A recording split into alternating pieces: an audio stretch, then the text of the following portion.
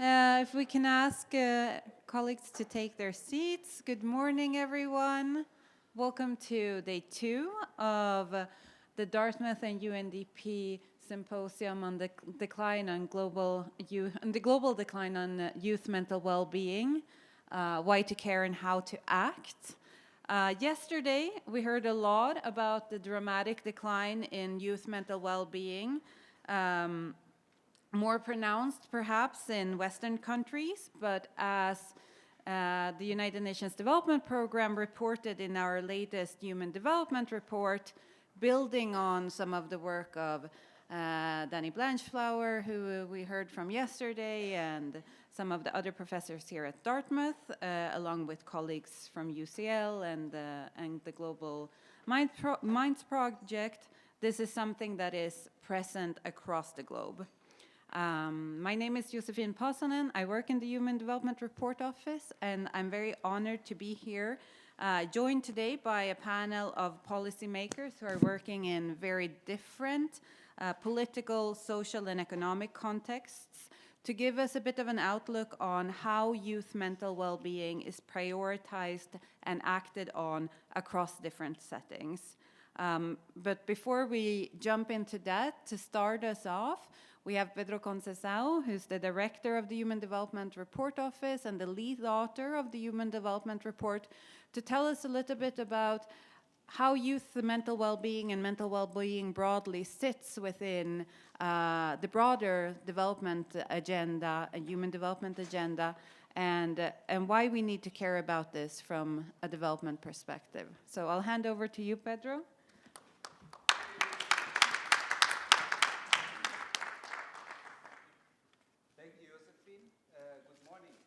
Again. So I'll do 3 things. I'll tell you a little bit about human development first, very briefly. Secondly, why the decline in the mental well-being of young people matters for human development. And then third, share some thoughts on how we can start thinking about what to do about the challenge. So starting with the human development, you may have heard yesterday already references by John Haidt, for instance, to the notion of human flourishing.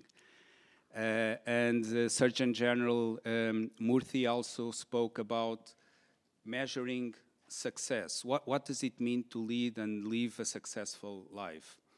So human development is an approach that seeks to give answers to these kind of questions. Now, it's not like a hegemonic approach that tries to impose the human development view on everything that exists, but an invitation to really look at human flourishing as the ability of people to live lives to their full potential.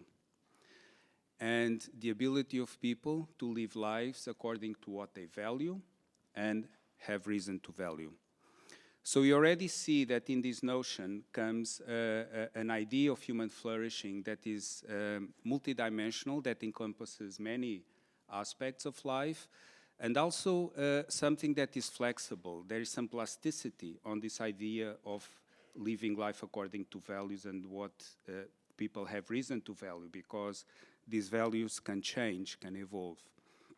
Now, along with this sort of abstract notions of what does it mean to live a flourishing life, human development has introduced a number of metrics, numbers to go along with this notion.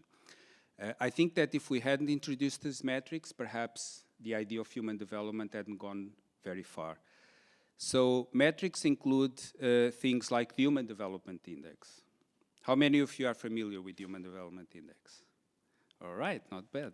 So I don't have to tell you much about what it is, but it's essentially something that looks at important dimensions of living, of the things that enable people to live life to their full potential. Standards of living matter, but so do achievements in health and education. And they matter not only because they make humans more productive, better factors of production, which is the perspective of human capital, but they matter intrinsically as something that is important for people to live these flourishing lives. So the focus, I should say, on human development, which is something that started in 1990, and the Human Development Index was introduced in 1990, was very much focused on more objective measures. So things like child mortality. Are children able to live to age 5? Whether people have access to clean water, to sanitation, and all of things matter. We just launched last week our latest report on poverty, multidimensional poverty.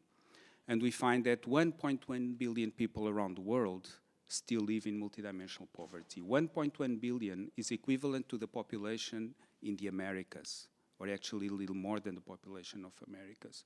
So this is obviously something that matters a lot, these deprivations in objective ways that can be measured on things like child mortality.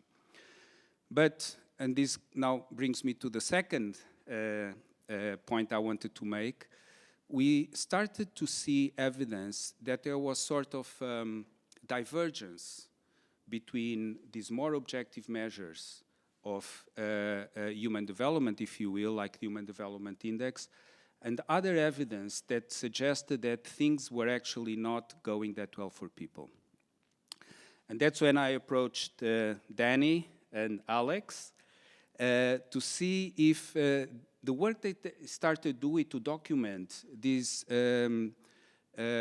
change in this shape of well-being that Danny spoke to us about yesterday was something that was concentrated only in a few countries, was a pattern that was much more universal. And as you saw, the evidence suggests that this is actually a universal story.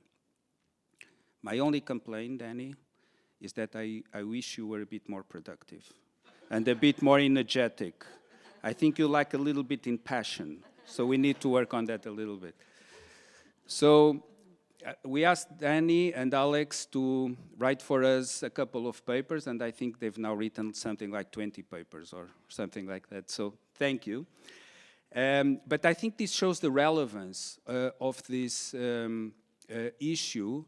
And let me make a little bit of a confession. It hasn't been easy in the development world to have people interested, because what I often hear is that this is actually not so important when you have the 1.1 billion people around the world that are deprived on these very basic things like access to water, clean water, access to sanitation.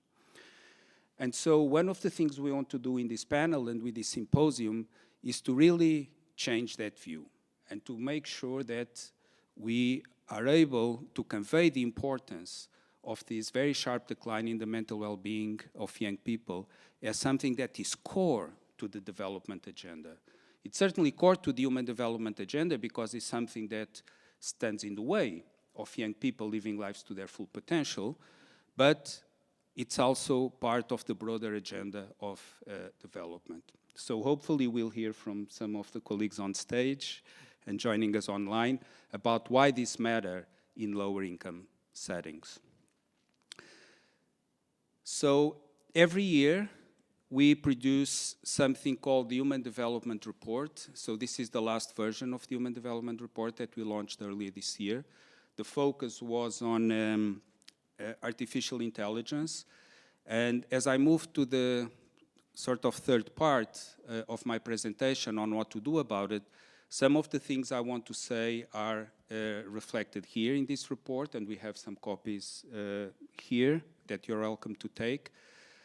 Others that I'm going to share with you now emerge from the presentations yesterday. And I will focus more on technology and the way in which digital technologies, artificial intelligence, are reshaping the information environment in which our societies function. This is changing our economies, it's changing our social relationships, it's changing our politics in very fundamental ways. But before I go there, I just want to make a note that even though I think the evidence is indisputable that this change in the digital environment is associated, clearly causal, as we'll hear from colleagues later, with this decline in the mental well-being, there are other things going on that may matter. And I think Tara and the Global Minds team are going to present later today, and I think we'll show evidence that there are other changes around us that may either be compounding or in some cases also contributing to this decline in the mental well-being of young people. I'll just give an example. Political polarization. Political polarization is something that has increased in 2/3 of the world's countries since around 2010. So if you remember data from Jean and from Danny, 2010, between 2010 and 2015, this is when we see this decline in the mental well-being of young people. Well, there were other things happening in the world that may also be either compounding or contributing to this decline in the mental well-being of young people. So, but let me focus more on the technology also because that was the topic of our 2025 Human Development Report. So I'll mention just briefly 3 things. First, and this is new, I hadn't really realized until the presentations yesterday, that there is heterogeneity in the effects. What does this mean? If you remember the data that Doug and Tom presented on student achievement, you actually don't see that much of decline in student achievement for the top performers. If you remember, John Haidt briefly presented a slide also on student achievement, and he showed that the student achievement for the top quartile of student performance actually increased. So it declined for the rest, but increased on the top. And then he presented evidence for the US that the decline in the mental well-being of young people is not as pronounced or is even inexistent for Asians and African Americans. So I think in this heterogeneity of effects, there might be some clues about why do some communities appear to do better or some communities appear to not feel as stark as the effects of technology as others. So I think this is an opportunity for us to know more and perhaps have some clues about what to do about the problem. Secondly, I think we need to take a bit of a step back and ask the question of what is the problem that these digital firms are solving, are addressing? Why have they been so successful? And here the question has something to do with helping us to navigate a context in which information is no longer scarce. So we live in a world in which there is no scarcity of information. What is the scarce commodity in today's world? Any volunteers? Attention. Now, this is an insight that Herb Simon, the computer scientist at Carnegie Mellon, made many years ago. He said, we are going to enter into a world in which the scarce commodity is no longer going to be information, but attention. So if you live in that world, what do we need? We need some sort of gateway or filtering mechanism that enables each of us to access this infinite amount of information. So how are we going to do that? This is the problem that these digital firms have been helping us address and putting out products that help us to address. And in a sense, this can be very empowering, right? Because access to information is not determined by editors of a TV show or of a newspaper or of a magazine, but we are more empowered to go out on the internet and search the things that interest us. And this was the first response, right? Search engines. This was the first response.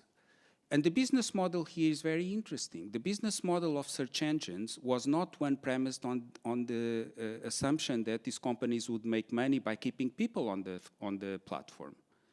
In fact, they wanted people to leave the platform as quickly as possible, to go to the links. And then they had the advertisement being paid by those the links that were clicked, right? But the search engine's business model is very different from the business model associated with social media. So I'm sorry I'm taking a bit of time, but you'll see the point I will try to make. Social media, when it started, the algorithm to decide what kind of information people would see was reverse chronological order, meaning newer contributions were the ones that were fed to people. Around, again, this time in which we see this increase in the decline of mental well-being of young people, 2010, 11, 12, these companies changed the algorithm into one that is optimized to keep people on the platforms, to keep people engaged. And so the change in this algorithm can potentially account for the reason why we have some of the, it's not all, but some of the negative effects that we've seen yesterday, that people actually, one of the challenges that people, young people, spend too much time on these platforms. Why? Because these algorithms are premised on the notion that these companies make money by having people stay on the platform. So I went a little bit into the history to tell you that this is not something inevitable, right? This is not, that's nothing inherent in the structure of the internet that makes this kind of algorithms optimized for engagement the only way or the only option. There are other options. So I think this is perhaps the second thing that we can explore is more interrogating the kind of mechanisms that connect digital technologies, artificial intelligence, with harm. Now, it may be that at the moment we don't know enough, and we have to rely on options such as curbed use of phones. I'm not disputing that. But as a forward-looking agenda, I think that we can try to be a bit more specific and precise in identifying the mechanisms that lead to harm. So this is my second point. And my third point has to do with the notion that to address this challenge, we need collective action. You may have heard, you remember John Haidt, that was like his third thing about his presentations about collective action. Because I don't think we will solve the problem by making parents feel guilty or users of these social media platforms feel guilty. It's really something that we need to address at the collective level. And I think, again, it's why this symposium is so important. Now, I think there are some good news here. And to explain what I mean, I'm going to take a little bit of a risk and ask a question to the students in the room. So I want a show of hands of how many of you are on Instagram and TikTok. No judgment, it's just, okay. Now I want to ask you whether you would rather live in a world without Instagram and TikTok.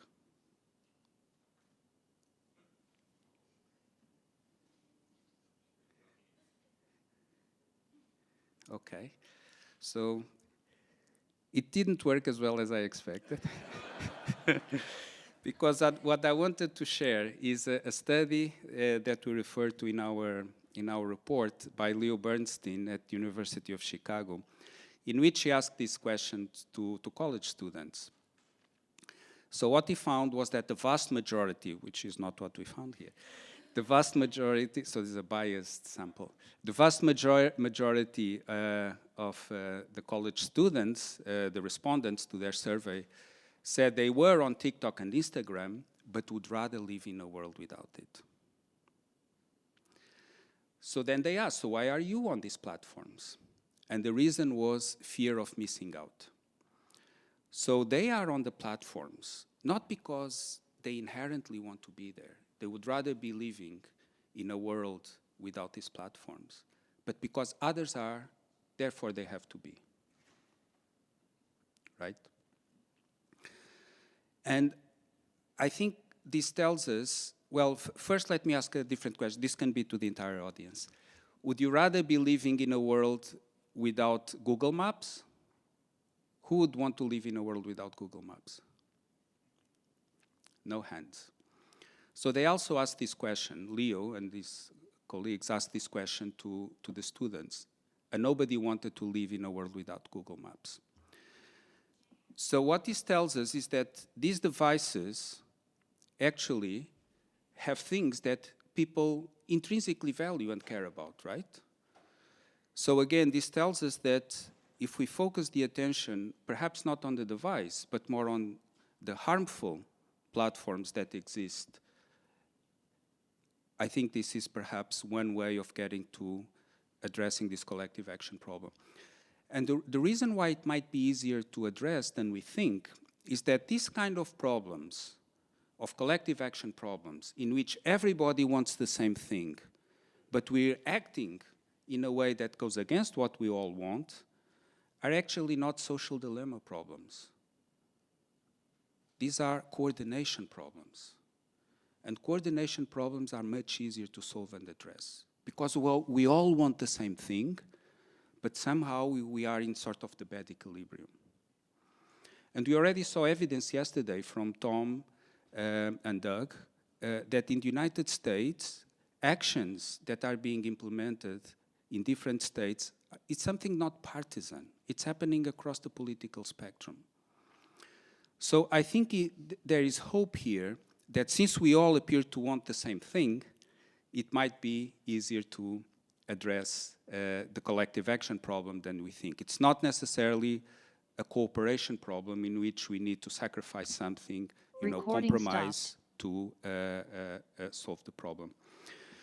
And so I'll conclude with a reference to our Dartmouth UN principles that, again, I invite you all to contribute to. Because, in a sense, what these Dartmouth UN principles seek to do is to serve as that coordination device or focal point that can move us from the bad to the good equilibrium. Thank you very much, and looking forward to the rest of the discussion.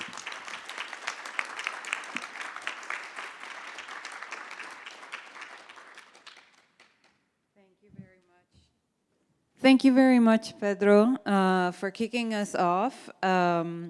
So we have a stellar panel and not so much time, so I want to jump right into it. And if you are okay, colleagues, I'll introduce you once I give you the floor.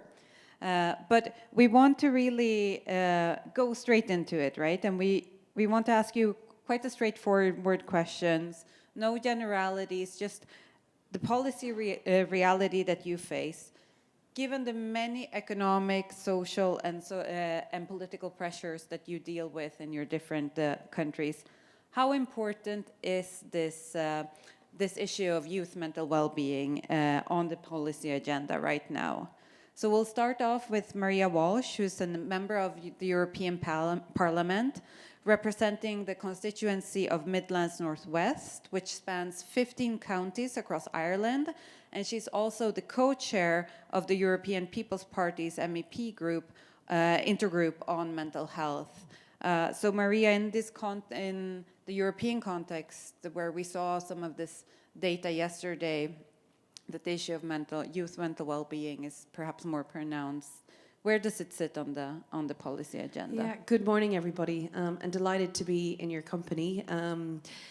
I mean, to really get into it, for myself, my team, and a handful of colleagues right across the political spectrum of the 27 member states that make up the European Union, it is certainly very high on our agenda, considering if we talk about GDP, about 4%, I think that's a conservative number, about 4% gets spent on reactive care and mental health. That's about 600 billion. On the flip side of that, what we do know from great academics and research that has been done, the second leading cause of death in our European Union for young people between 10 and 19 years of age is death by suicide. And then we talk about the future, and the big buzzword in Europe right now, given everything that's happening around the world, and Pedro certainly touched on it, the instability and the chaos, both online and offline, is the term competitiveness. And when we talk about competitiveness, I think Danny touched on it in all his interventions. What does the future labour market look like? And when you look at that and then you see a statistic like the second leading cause of death for young people is death by suicide, then that certainly is not adding up. From an Irish context, and we have quite a darkened history around mental health, when you had for generations people with any form of a mental illness, mental unfitness, mental unwell-being, whatever term we want to attach that feels relevant to the person that's experiencing it. We put people in institutions, some on will, majority unwilled, and since then, you know, when we have less institutions, but we have more people with pronounced issues. And I'm always flabbergasted at we have more and more people coming with bereftness, if I can use that term. Loneliness, be it through social media, be it through the lack of soft skills to have eye contact in conversation, and be a part of the living world, because online world is a little bit easier.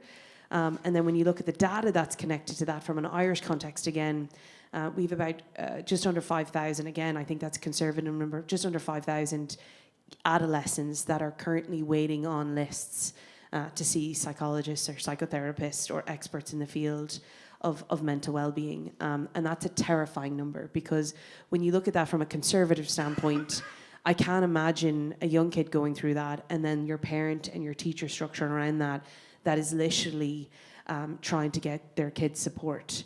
Now, in all of that, I have to say, and something that I really wanted to bring up today was, again, something that Danny had said about the labour market. We also don't have enough people talking about, hang on, I want to get into that field of expertise to fix, because there's parallel needs and wants. So yes, there's data and research. Yes, there's funding. Yes, there's awareness and breaking down the stigma and discrimination. I think the only way we can deal with mental well-being across our young people, across all people, is if we do it at a universal level. One member state is certainly not going to fix it. One EU bloc is certainly not going to fix it. And to your point, and I know I've gone on a bit of a TEDx talk, but when you have the microphone, you get all these ideas. But I think it's really drastic that we don't have more and more political leaders, like myself included, that are not sitting in these rows right now, because everybody in this room right now and at this conference believes that we have an absolute epidemic of mental health, and it's a crisis. And the problem is it's outside. The problem is it's outside that we need more convincing. And I think we're going to start seeing, and I hope we do, the likes of Japan and the United Kingdom, where there's Minister for Loneliness, which is a terrifying reality in 2025, that we need that expertise at a political level. But I hope it forces us to look at, we're throwing money at problems, we're not fixing it, we're only doing a Band-Aid effect, and yet we have more and more kids, like in Ireland, where there's thousands of young people waiting to see experts. And the very granular level is hurt people hurt people. And if we don't fix this, we are going to be shortened in labour. We're not going to be competitive. We're going to have very, very isolated worlds where we're connected more to material items than we are to each other. And rooms like this will be lessened, and that's a terrifying reality. Thank you, Maria. No, that's certainly true. We need to look at this. I think you highlight that we need to look at this from a holistic perspective. It goes beyond health, it goes beyond mental health, and it touches on development, broadly speaking. So with that, I want to invite, online, we have Anantha Nageswaran, who's the Chief Economic Advisor to the Government of India and who's been leading work on including mental well-being, issues of mental well-being in the annual economic survey of India. So Anantha, can you tell us why this was important and reflect a little bit on where the issue of mental well-being, youth mental well-being sits on the policy agenda in India? Thank you. Good morning to everybody there. It is 6:15 in the evening here in India. So yes, you are right. We did cover the subject of mental health in our annual economic survey of India, which my division in the Ministry of Finance brings out every year, the day before the fiscal budget is tabled in the parliament. So this report, Annual Economic Survey, is also tabled in the parliament, and it is available in the Ministry of Finance website for anyone to read, to download and read. And we did talk about mental health very seriously, and we have continued to do so, and we will continue to do so in the coming editions as well, because we have a demographic dividend potentially. The average age of India is considered to be around 27 years, and therefore, in general, historically, countries which have had that kind of demographic profile have experienced fast growth. But historically is not the same as the situation that we find ourselves today, because of what Pedro also mentioned in his initial remarks about the importance of social media and the ubiquity of social media.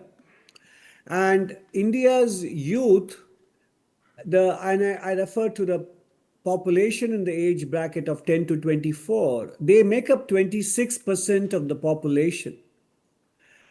But over 50% of the young people in the age bracket of 18 to 24 do report that they struggle with mental health related issues, according to the Sapiens Lab 2023 report. And in general, as was mentioned repeatedly by the previous speakers, the combination of screen time, early introduction to smartphones, social media consumption, and more importantly, what was not included in this is the consumption of ultra-processed food. Food has a huge psychosomatic impact on not only adults, but also youngsters and also children. And if you take the combination of screen time, smartphone consumption, social media consumption, and ultra-processed foods, if you take these four items together, they lead to a sedentary lifestyle as well, making one physically less active and also less connected with fellow humans. And also, since most of the consumption of social media and smartphone, whether they like it or not, although these days local language content is there, much of the content is in English, they also lose the ability to communicate in their mother tongue with fellow humans who may not be as proficient as they are in English. So it is quite likely that these challenges are much more in urban India, and the Sapiens Lab studies, in fact, do point out that it is largely an urban phenomena and less so in rural India. But it is urban agglomerations that are important for the germination of ideas, innovation, and so on. And to the extent, therefore, the urban parts of India are affected by this phenomena, then it has potentially adverse consequences for India's growth and productivity of these individuals. And naturally, if their productivity is going to be low, their employability and income generation potential will also be lower. And this will have implications for living standards of individuals and therefore collectively for the society and the nation. And it becomes what could be a virtuous circle of demographic dividend could turn into a vicious circle of demographic decline.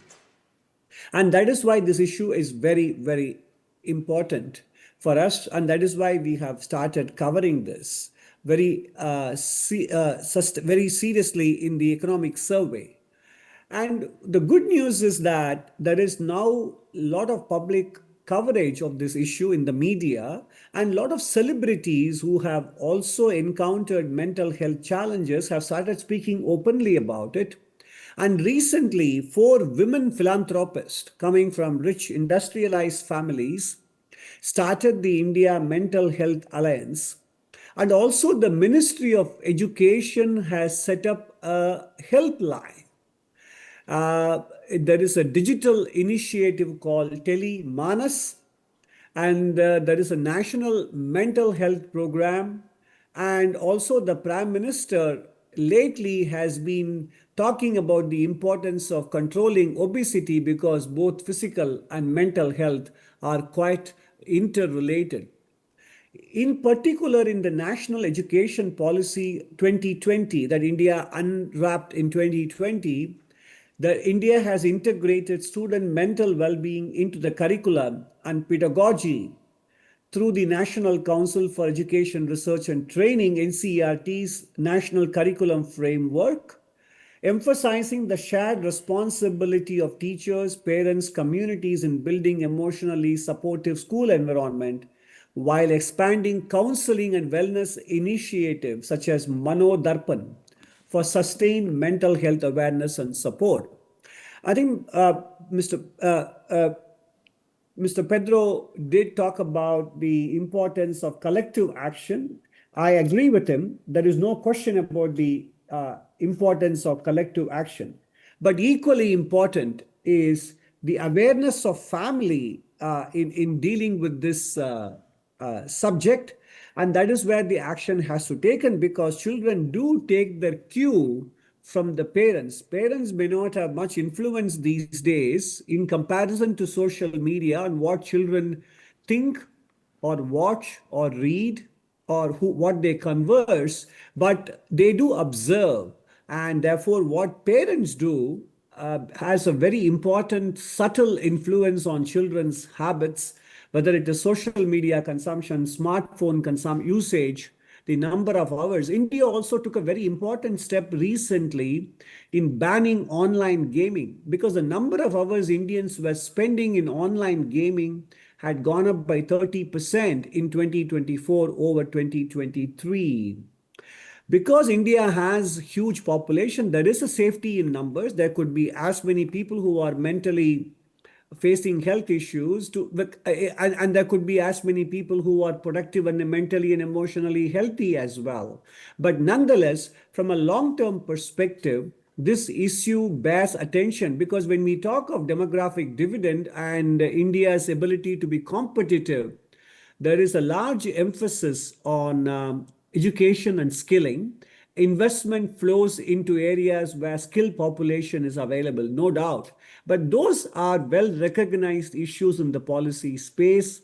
But mental, emotional, and physical health in tandem will override whatever education and skilling initiatives we undertake. That is why this is an area where union government in India and state governments are beginning to focus. Both the private sector and social not-for-profit sector initiatives are beginning to emerge, and the policy dimensions have also begun to take note of this. So it is an important challenge. It is not just a Western-centric problem, given that technology has no borders, and in general, undesirable habits catch on much faster and globalize much faster. Globalization of trade in goods and services may be beating a retreat, but globalization of undesirable habits and tendencies and fads remains very strong as ever. And of course, we need to talk about the social responsibility of businesses, short-run versus long-run optimization of profitability with social responsibility, etc. But if they don't do so, then it is up to policymakers and thought leaders to act on this issue. Back to you. Thank you very much. Thank you very much, Anantha. It's fascinating to see, as you say, this is something that is becoming, if not already present, an issue for countries across the globe. It's spanning health, but increasingly integrated in how we think about economic development and human development, broadly speaking. And you spoke about this, the issue of declining youth mental well-being, putting pressure on a potential demographic dividend of India, which is something that we spoke about yesterday as well with Daniel Molokele, who's a member of parliament of Zimbabwe. He's a human rights lawyer and a parliamentarian who serves on the portfolio committees for health and childcare and women's affairs in Zimbabwe. And Zimbabwe is a country with a very young population, and you were telling us about how how Zimbabwe has been doing pretty well when it comes to development and try to capitalize on this demographic dividend, but these increasing pressures on the youth are also putting pressure on the potential of Zimbabwe to capitalize on the demographic dividend. So can you speak a little bit to that, and also how this issue of youth mental well-being is present in the broader region of Southern Africa? Thank you so much, Josefin. Thank you so much for the organizers for the opportunity to share my reflections and thoughts, especially from a Zimbabwean and a African point of view. I think for me, we need to start by engaging on the fact that Africa is a very young continent. It's the youngest continent in the world. It's the most youthful continent in the world. And Zimbabwe as a country is also very youthful. I was just double checking my facts. Our latest population census shows that over 60% of Zimbabweans today are less than 45 years, not 45, are less than 35 years old. And about 70% of Zimbabweans today are 40 years old or below. So it shows that Zimbabwe is a very youthful country. So that fact on its own, that demographic analysis, should inform matters of policy and development in the country. And to that extent, we are at a position where as a country, we prioritize youth. We have created what we call junior councils, junior parliament, and also we recently launched the Parliamentarian caucus on youth affairs. So we have said to all parliamentarians who are below the age of 35, can you work together as a team so that you can push the youth agenda? And we've also set up a statutory body called the National Youth Commission, which also will try to push the youth agenda in the country. And then beyond that, we've got a broader civil society that promotes young people, especially at community level and national level. And then above everything else, we've got student movements, including a national student movement, the Zimbabwe National Students Union, that is pushing the youth agenda. So from that point of view alone, there is ample opportunity for young people in Zimbabwe to be recognized at a policy and a development level. Then when it comes to mental health, there is increasing pressure among our young people because Zimbabwe has a problem that has got high unemployment rate, and there is also an informal economy. So Zimbabwe doesn't have a formal economy where most people have to go to a day job and so on. Everyone has to create their own means of survival. So the majority of the people in Zimbabwe have to do it on their own. So the government has recognized that we are an informal sector economy and our policies are aligned to that. So to that extent, there are efforts also to fund youth programs that seek to empower and develop them economically. So that's the other direction that we're going. There is pressure in terms of school leavers or graduates because there is huge graduate unemployment rate and school leavers rate. The most basic form of education in Zimbabwe is called the ordinary level certificate. And annually we produce about 300,000 graduates from a population of 16 million. And it becomes an army, a reserve of unemployed citizens. And a few of them go for advanced level and a few even go for the university level. So even those who come from university, most of them are not absorbed by the economy since it's very informal. So most of them are forced to be stranded in the country or to leave. So we are also a major producer of refugees, especially young refugees, economically speaking. And countries like South Africa, our neighbor, are facing the burden of pressure from Zimbabwe. So one of the key issues that has been emerging in the last few years is around drugs and substance abuse. It's becoming a big issue in the country. We're having a national response at the moment with the road shows, with community dialogues, with the policy proposals, and also to change the criminal law system that clearly focuses on those found in possession of drugs and avoid those who are selling the drugs. In Zimbabwe, we have what we call the drug barons that are pushing this drug and substance abuse agenda, and we want now to change the law, to criminalize, to make it easier to convict them and to give them high sentences. From a portfolio committee of health, of which I am part of and acting chair at the moment, We are also pushing for a new mental health policy that addresses the increasing pressure in terms of drugs and substance abuse.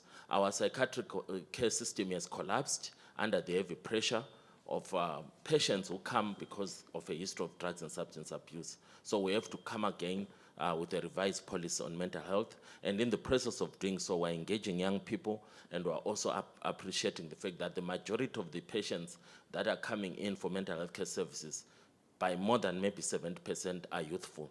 So that is one of the key concerns that we're having in Zimbabwe. Zimbabwe's situation is not very unique. If you look across the border, our neighbors are also going through similar experiences at the moment. I think nearest to us is South Africa, which is our most influential neighbor. They are also having challenges in terms of mental health issues, especially young people being exposed to drugs and substance abuse, and it's something that they are busy grappling with. With the rest of Africa, it depends, but the majority of the countries, I think, at the moment, because Africa is generally rural, and it's a very important analysis. Even in Zimbabwe, when you look at the levels of mental health issues and drugs and substance abuse, you will see that in the rural part of Zimbabwe, which fortunately, in that context, is more than half of the country, most young people are not exposed to these pressures that those in urban areas are experiencing. Then when you go to the urban areas, if you go to the high-density suburbs, you will see that most young people are also not exposed.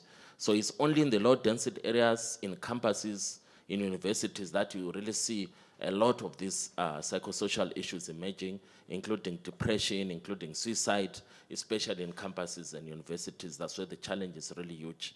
But at the end of the day, as a parliament, we are alive to these issues, and from a policy consideration, we are taking leadership, we're taking responsibility, and in particular, my own committee on health is working with the Parliamentary Caucus for Young People, for youths, to come up with new policy strategies to engage the issues. Thank you so much. Thank you very much, Daniel.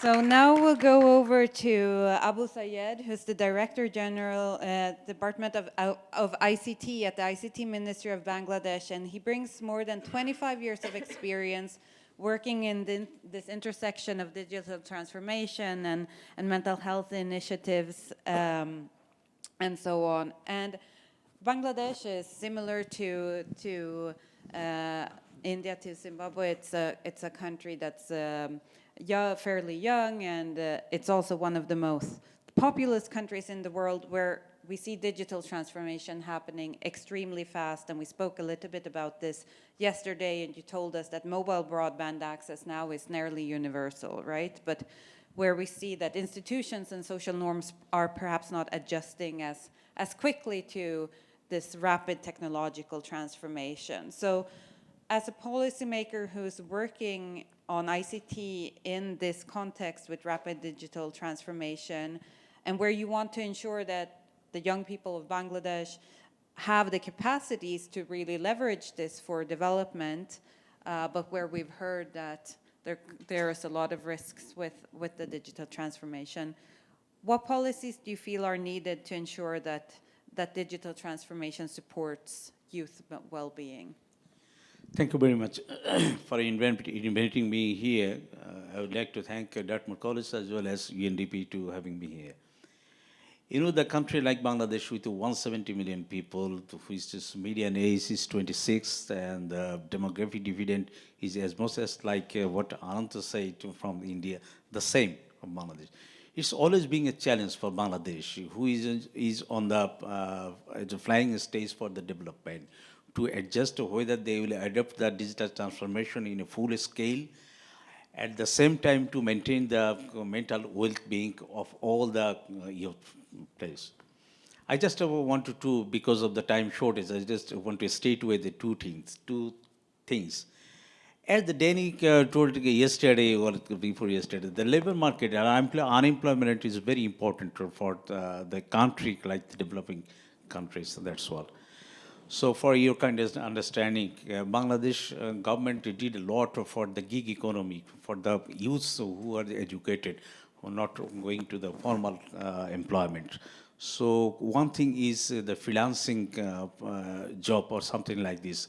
This is one sort of informal economy in our country. Almost 750,000 young population, they are engaged in the freelancing, like doing in the marketplaces and so on.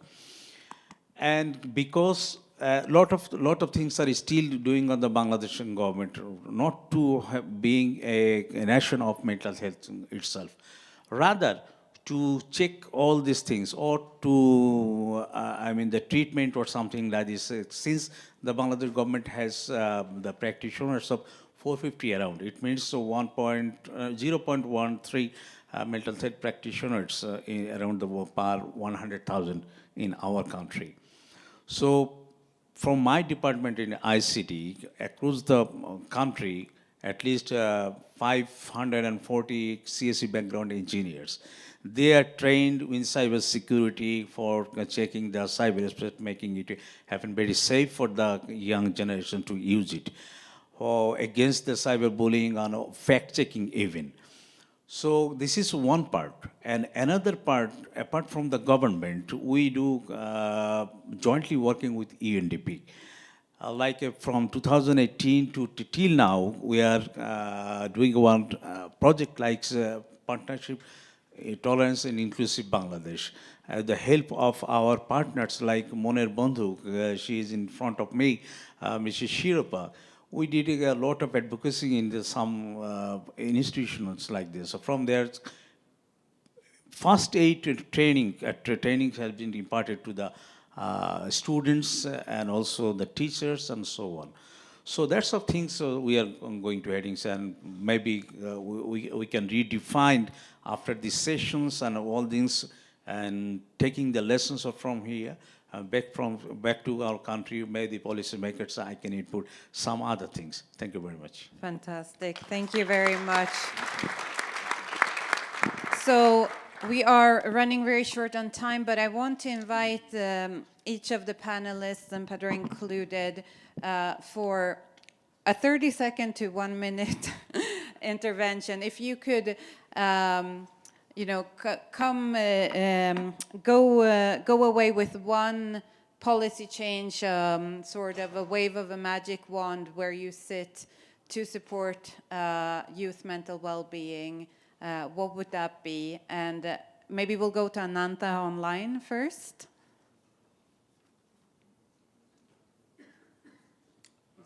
Mumbai, so my apologies, and I'm grateful to you for giving me the first opportunity. So with your permission, I will leave after this intervention. I think apart from policy initiatives, I think it is an important thing for the community sector, the not-for-profit sector, and families to remember to instill important hygiene habits right from early childhood. So one of the initiatives in India by a not-for-profit organization teaches both emotional skills, social skills, and civic skills from the age of 7 onwards. That has now taken roots in 10 to 14 states. Those kinds of things have to spread. There is this fear of missing out, etc., that needs to be addressed among youth because of aspirations running ahead of achievements and so on. So it is more than policy, which is important. It is a social and family movement that needs to happen to address mental health in children, and elders have to set an example. So with that, I will take your permission to sign off because I have to catch a flight. And thank you for including me in this panel. Thank you very much, Anantha. I hope you make your flight. Thanks for making time so late on your end as well. So we spoke to collective action. Is that something that speaks to you as well, Pedro, as maybe one policy focus or intervention that we need to focus on? Yes, absolutely. And I agree with Ananth that it's not about not giving responsibility also to families and to students and kids. But again, I will not offer a recommendation, but rather reiterate the invitation of colleagues to engage with our UN Dartmouth principles. So please let us know what you think, how we can strengthen what we have.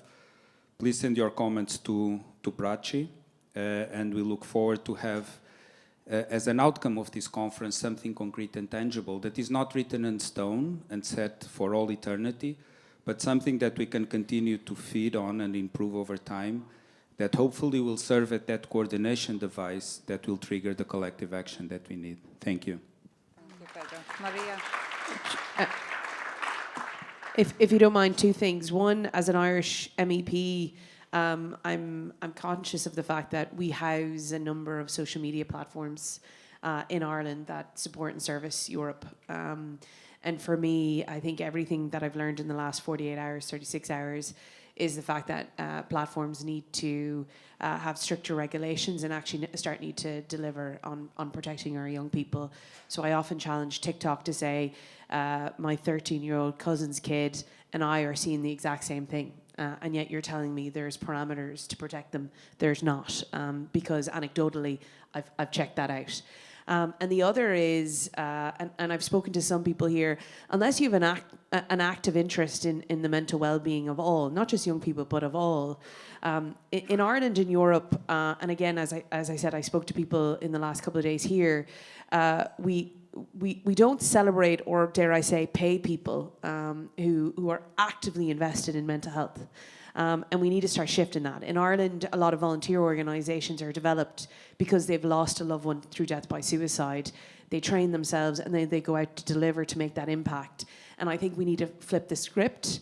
And then finally, from a political standpoint, because that is the sector I work in, you know, utopia for me is that every Prime Minister and most importantly, Minister for Finance has a thread across every single department and every single policy that has mental health a part of it. Climate, competitiveness, trade, social supports, education, all of that impacts mental health. And if we don't look at that from the prism of that, then we're going to consistently lose generations of people through the most extreme of death by suicide, but equally through addictions, as my colleagues up here have said, in various forms, from social media scrolling to eating, to under-eating, to addiction in all its forms. Thank you. Daniel. Integrating mental health across the policy spectrum, is that the way to go? Definitely, most definitely. I think I will speak mostly as a former student leader, because I was president of the Students' Union at the University of Zimbabwe almost 30 years ago. So it shows I'm no longer as youthful. But I still feel that a generation later, the government in Zimbabwe is still struggling to put the youth at the center of policy engagement. So that's the magic one that I will push, that we need to recognize the youthful voices, the youthful people, especially from the youth-led organizations, to influence our policy framework. And more importantly, to also increase the budgetary investment towards youth-aligned policies. So we need to put more money to support the young people, because most of the interventions need a lot of budget support. And then last but not least, also to support the youth in making sure that their response is coordinated, not just in Zimbabwe, but the rest of Africa and the rest of the world, so that they learn from other countries or from other continents and apply some of the lessons in the context of Zimbabwe, and also share their own experiences and teach others what they are coming up with. So a collective approach is also very important. Thank you.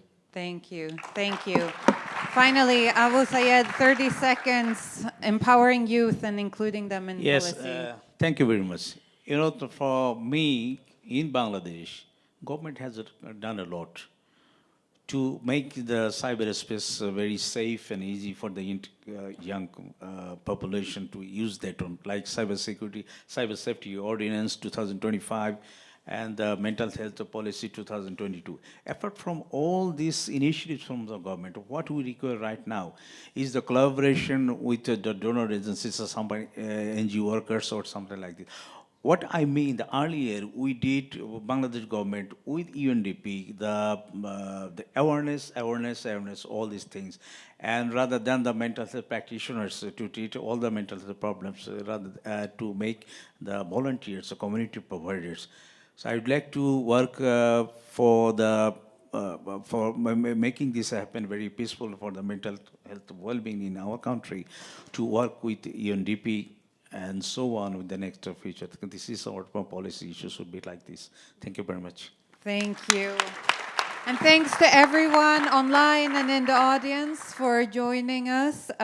We'll close here just to say that the conversation continues. In the afternoon, we'll be joined by people working on the ground, addressing some of these issues in context, facing overlapping crises and challenges from Ukraine, from COVID response in Brazil to youth mental well-being activism and organization in Nigeria and in Bangladesh. So we hope that you come back by the end of the day to also engage with some more global policymakers and activists working in this space. Thank you very much.